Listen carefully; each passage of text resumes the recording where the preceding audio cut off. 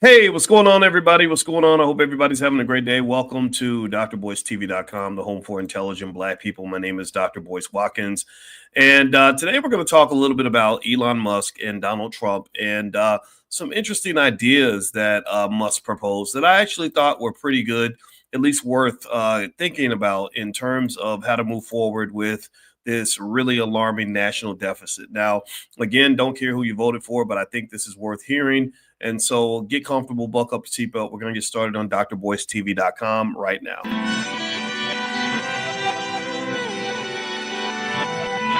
Here we are, clan the isms, cataclysm, great. Our people out here struggling, trying to make it in this state. Everybody out here doing it, but we the ones too late. Now family, we the ones who gotta delegate. Get that money in the power, never be fake. Stick to cosign for 3. What did he say? Create jobs, support our own. Educate the same and buy back your home. Got 3 degrees, triple 10. 3 PhDs, now we on the CNN. DBTV, let's talk about negligence. Ignorance is blissful, we can turn it to intelligence. Believe none of what you hear, half of what you see. Let's break it down here on Dr. Boyce TV. Here we are. Hey, what's going on, guys? Welcome to drboycetv.com, the home for intelligent Black people. My name is Dr. Boyce Watkins, and I hope everybody's doing well. And it's great to see you. And let's just jump right into it. So I wanted to talk to you guys about something interesting that I saw with Elon Musk. And Elon Musk, as you know, is quite a character. He is, he's just an interesting guy. I don't know how he feels about Black people. I don't know how he feels about America. I don't know how he feels about much of anything, but I do know how he feels about Warren Buffett. And so recently, Musk made an interesting proposal that I thought was worth hearing, worth considering. And basically, what Warren Buffett it's not Warren Buffett. I'm sorry. Warren Buffett's what Warren Buffett said that Elon Musk actually repeated that I actually agree with is he basically said that that if you want to end the deficit in the United States, if you want to get these goofy congressmen to stop pushing the U.S. deficit to these astronomical levels, you can do one thing. And you might say, well, what was that one thing? And basically what Buffett said, which I agree with, is he said you should make a law that says that if the deficit is more than 3% of GDP, then you cannot run for reelection. No one can run for reelection. And I thought that was a great idea. And I think that that's what Musk is campaigning on. Now, I'm not telling you who to vote for. I'm not interested in telling you who to vote for. And I agree with you. Patricia says Musk is not a fan of Black people. I don't think any of these politicians are fans of Black people. If you're looking for white people to love you, then I'm not your guy, because I'm going to tell you that I don't think that they're ever going to come save Black people. And so at the end of the day, while I'm not telling you who to vote for, I am telling you what ideas actually do make sense. So just be clear. I want y'all understand this, that I'm not really here to say things that are going to make you feel good, because feeling good don't mean you are good. Feeling good is just kind of an opium. It's like a heroin, right? So at the end of the day, when you talk about a guy like Musk and you say, well, he doesn't like Black people, I say, well, Joe Biden obviously didn't like Black people because he incarcerated more Black people than any president in American history. I don't think George Bush liked Black people that much. But then again, my question is, do Black people like Black people? I think that's the bigger question, because you just had a couple of shootouts, one in Philadelphia, one in Chicago. And while everybody was protesting when they told you to protest about George Floyd, you didn't protest about any of those crazy things going on in your own community. So if you don't ever fix your own community, nobody will. I encourage you to consider that. Now, here, let's talk about this debt, though. Let's go back to this national debt. And this has been kind of setting the stage for this battle between Trump and Musk. And so with this debt, here's some information to help you understand just how alarmingly large the federal debt has actually gotten. It's gotten so high that literally right now the U.S. deficit is $35 trillion, which means that every American, that means every newborn baby, every child, et cetera, owes $270,000. Sorry, not every American, every household. Every American household owes $270,000. So if you live in America, you're more than $250,000 in debt. That's far more than the average income of the typical American. The federal deficit is federal debt is 125% of GDP, which is higher than what we saw at the end of World War II. That's a big problem. That's way, way too high. And And so now the ability to cover things like Medicare, Medicaid, Social Security is actually limited. Those things are expected to pretty much not be depleted, but they're going to go into a deficit in about 9 years. So if you're leaning on Social Security in order to take care of yourself in retirement, you're going to you're aiming for problems. I encourage you not to do that, because if you do that, then you're going to be screwed. Also, this year alone, the government's going to pay over $1 trillion just in interest payments. So that's more than the annual defense budget, and it's the entire budget of Medicare. So literally the amount we pay in Medicare, the amount we pay in defense, and the United States spends more on defense than any country on earth. We are spending that much on interest on our loans. That's pretty much unsustainable. That's a big problem. Now, here's what's interesting too, though, right? You dig deep into this issue of sort of understanding what's going on with these politicians and why these politicians allow the debt levels to get so high. I'm going to talk about that. And actually, in a second, what I'll do is I'll also share a stock with you that I'm about to purchase, because I'm a believer that investing in ownership is the secret to Black people being successful, not waiting on politicians, not waiting on white people, not hoping that that job is ever going to make you rich. Jobs don't make you rich. White people won't make you rich. Politicians won't make you rich. You have to make you rich. Can we at least agree on that? Can we agree on that? Because I don't want to talk about whether you want to be a Democrat or Republican. You do that in your spare time. I talk about things that matter. I don't really like to argue about things that don't matter. So whatever you believe, just believe it. Like, Musk is a racist. Okay. Okay. Yeah. Good for you. Yeah. Whatever you said, whatever he said, I agree with it. All right. So now that we've got past whether or not we believe white people like us or not, let's talk about a deeper issue here. Now, here's what's funny about these congressmen. They are so funny. They're really interesting. I'm going to give you some facts and stats that's really going to trip you out. Now, the people in Congress, the reason that I like what Buffett had to say, Warren Buffett made that proposal that basically said if they don't get the deficit down, they can't get reelected. Well, the reason he said this is because he knows something that I know as well, which is that these congressmen, while they're sitting there getting you fighting over Democrats, Republicans, getting you fighting over whether or not you're going to get a job or not, they're not really living off the money from their jobs. A lot of these politicians are filthy, stinking rich. I don't know if you know this, but let's start with Exhibit A. This is Miss Nancy Pelosi. How many of y'all knew this? Did y'all know that? I mean, this is wild. How many of y'all knew that Nancy Pelosi? First of all, let's start with how much money she makes. She makes $223,500 a year. Lots of money, right? Lots of money. Guess how much her net worth is? Her net worth is $413 million. $500 million. Now, I want to ask y'all, how many of y'all in here are worth $500 million?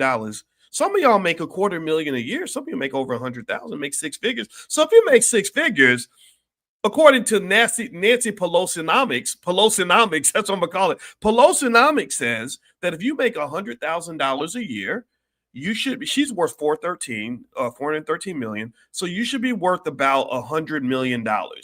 So how many of you that make six figures are worth $100 million? If you make 50K, according to Pelosinomics, that's going to be my new term. You should be worth about 50 million a year. Who in here is worth 50 or $100 million? Anybody?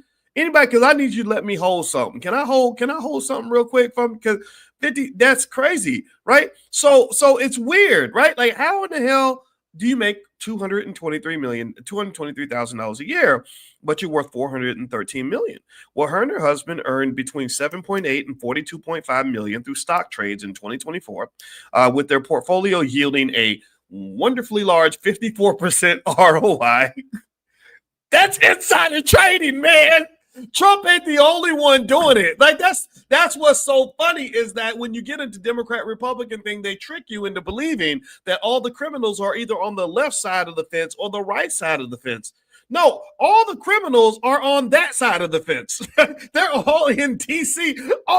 54. Stop, boys. Let's breathe.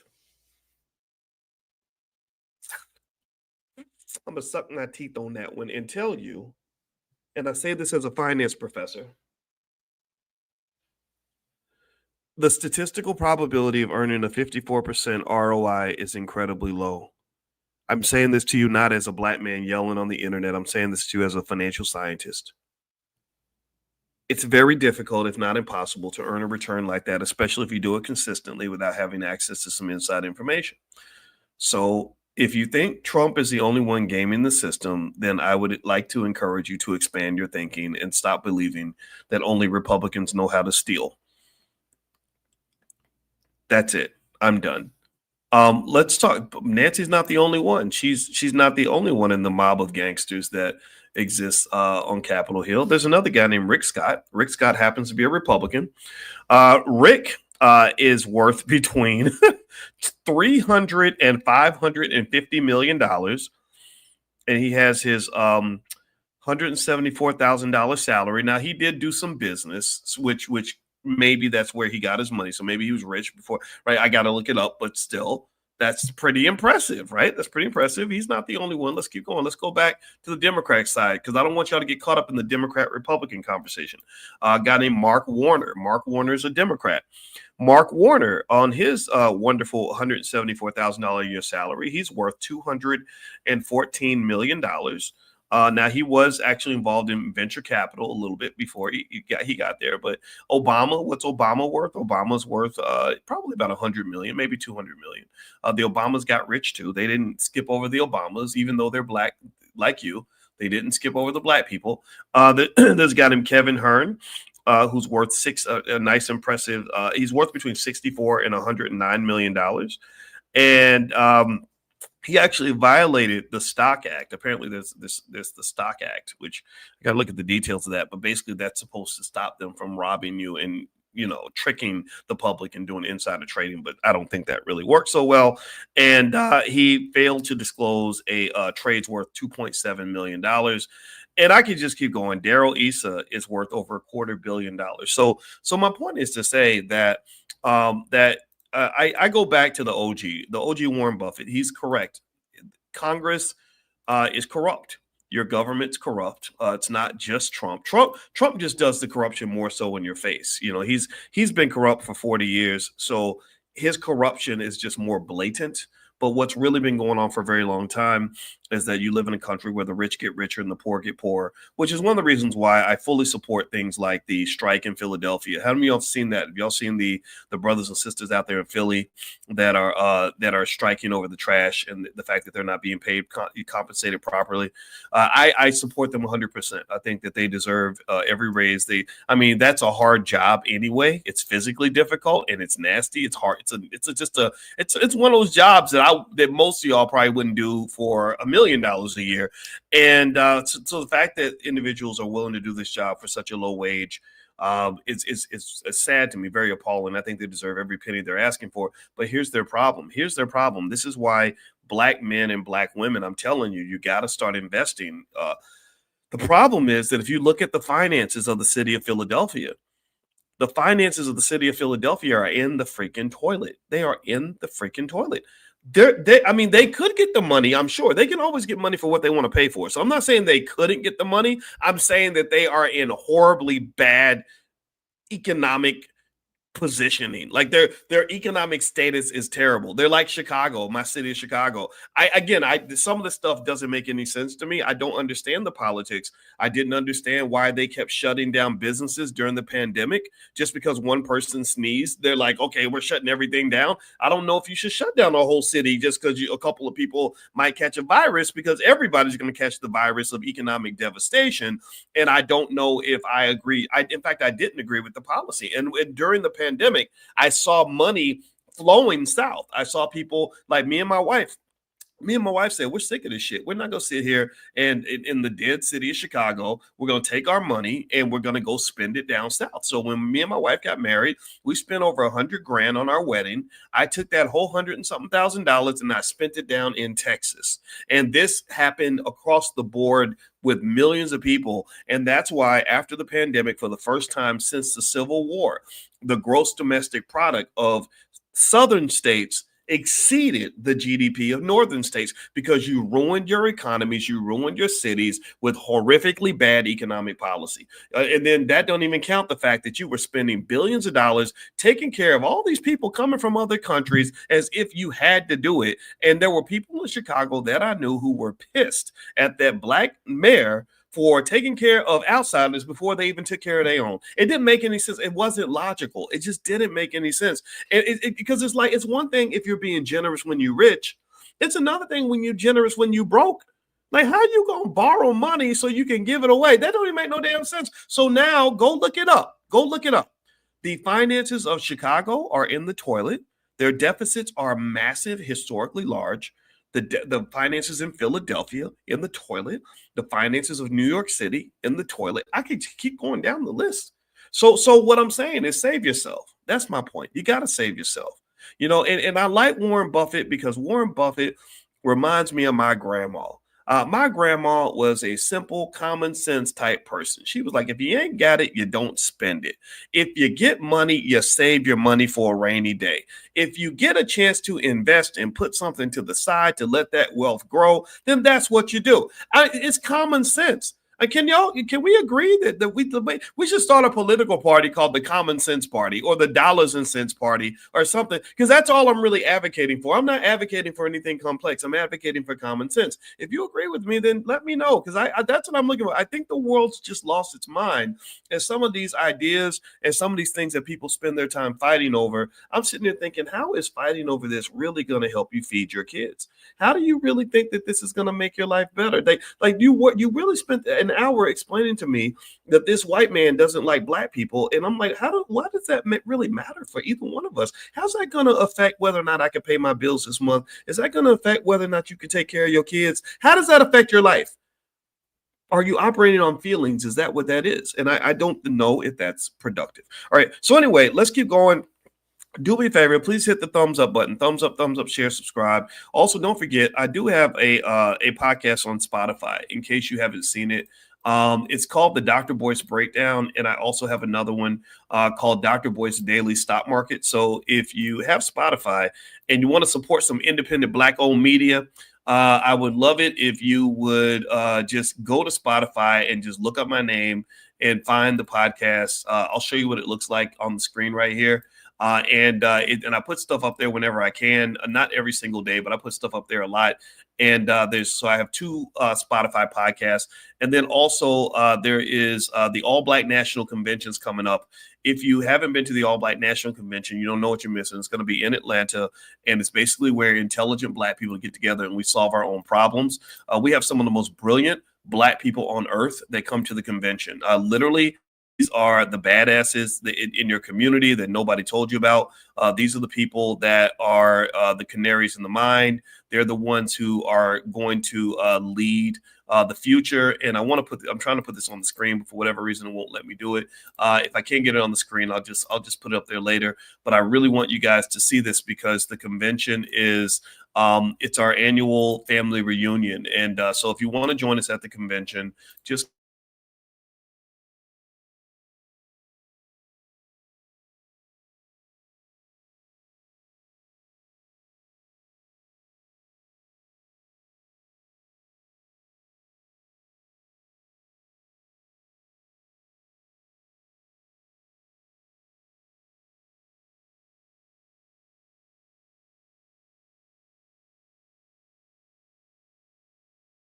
all right. Okay. All right. So, yeah, I'm sorry, guys. I don't know what's happening here. I don't know why it's not showing what it's supposed to be showing, but my apologies for that. All right. So what I'm going to do is I'm going to go ahead and I'm going to give you the stock that I like right now. And hopefully this imagery of the All Black National Convention will pop up on the screen so you can see that as I talk about it. There's a stock, Take-Two Interactive. Take-Two Interactive, a lot of you may have heard of the game Grand Theft Auto. Take-Two Interactive, the ticker symbol's TTWO. They are releasing this game soon. It's going to be a blockbuster. It's going to make just an insane amount of money, and the company is very popular. And their stock is one that many people, a massive catalyst.